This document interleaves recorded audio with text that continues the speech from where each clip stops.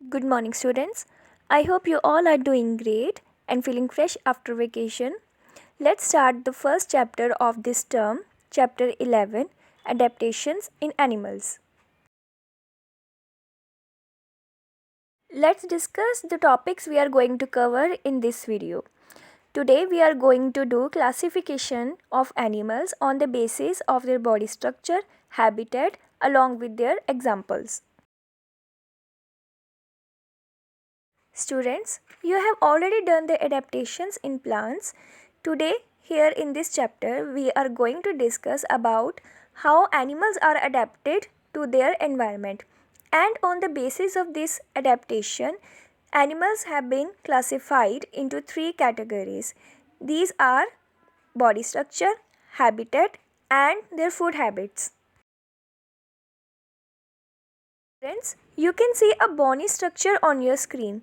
This is backbone.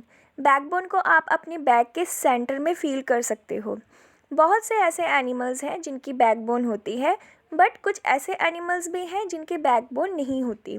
तो जो animals जिनकी बैकबोन नहीं होती उनको बोलते हैं इनवर्टेब्रेट्स. इनकी एग्जांपल्स हैं insects, spiders etcetera. And those animals who have their backbone in their back उनको वर्टेब्रेट्स बोलते हैं. Examples are fish, mammals etcetera.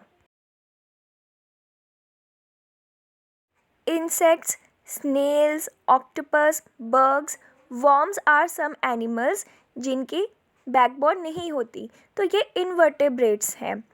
Insects की बात करें तो इंसेक्ट्स वो एनिमल्स होते हैं जिनकी 6 लेग्स होती हैं और इनके विंग्स होते हैं so that they can fly. Vertebrates are further divided into 5 categories. Vertebrates, the animals with backbone. और इनकी कैटेगरीज हैं fish, amphibians, reptiles, birds and mammals. Now we are going to study about these animals one by one. But before learning about these categories, we need to understand two terms. Animals on the broad basis are divided into two categories, cold-blooded animals and warm-blooded animals.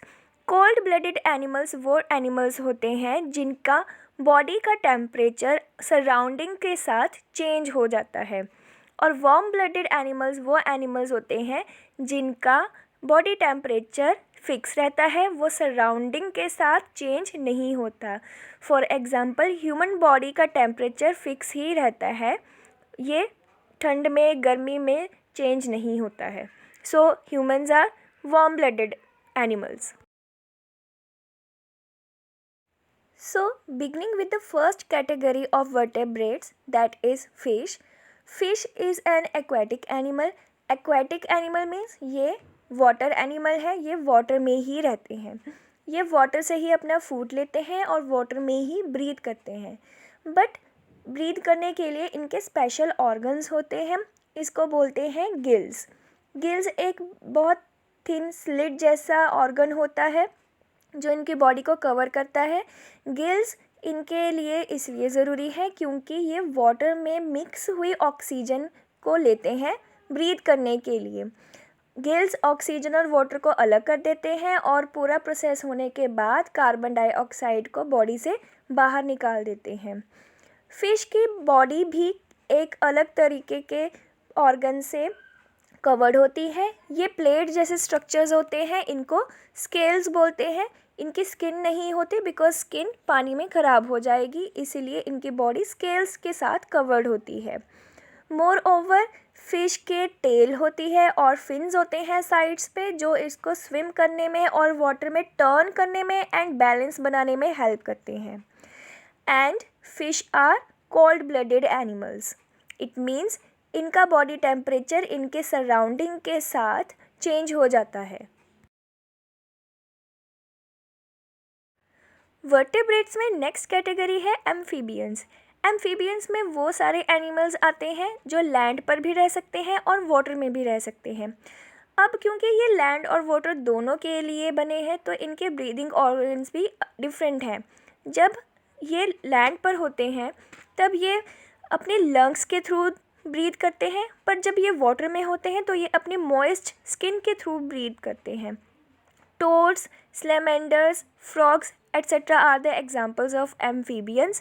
Amphibians water में egg lay करते हैं अपने initial stages में। जब ये होते हैं तब ये वाटर में ही रहते हैं, बट जब ये एडल्ट बन जाते हैं तब ये लैंड पर आके रहते हैं, बट वाटर में भी जा सकते हैं। And amphibians are cold-blooded animals. Again, they can change their body temperature with surroundings. Next category of vertebrates is reptiles. Reptiles वो एनिमल्स होते हैं जिनका बॉडी ग्राउंड के बहुत नियर रहता है और इनकी लेग्स या तो नहीं होती या फिर बहुत छोटी होती हैं। तो ये मेनली लैंड पर ही रहते हैं और इनके लंग्स होते हैं, क्योंकि ये लैंड एनिमल है, ब्रीदिंग के लिए ये अपने लंग्स ही यूज़ करते हैं। ये अपने एग्स ले करते हैं और लैंड पर ही करते हैं। कोल्ड ब्लडेड एनिमल्स होते हैं क्योंकि ये भी अपना बॉडी का टेम्परेचर सराउंडिंग के साथ चेंज कर लेते हैं, बट इनकी स्किन नॉर्मल स्किन जैसी नहीं होती। इनकी स्किन बहुत ड्राई होती है, रफ़ होती है, स्केली होती है, स्केल्स होते हैं इनकी स्किन पर और बहुत टफ होती है, बहुत hard C. Next category of vertebrates is birds. Birds aerial animals हैं क्योंकि ये अपना मोस्टली टाइम एयर में स्पेंड करते हैं।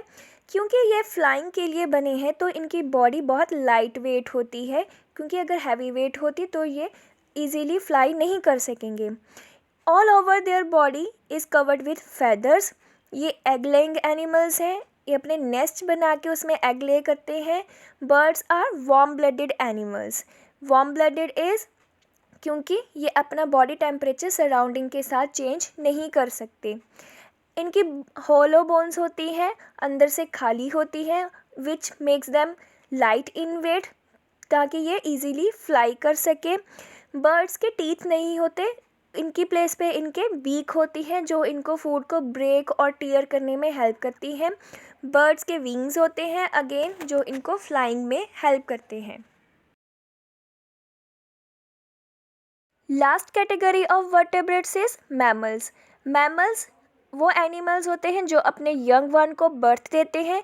इनकी बॉडी हेयर से कवर होती है, ये अपने यंग वन को खुद ही फीड करते हैं अपने मिल्क से।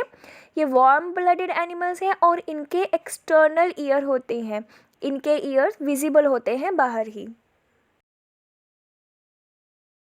So that's all for today, students. You need to revise the chapter from the book as well. Read and understand the terms and solve worksheet. Thank you.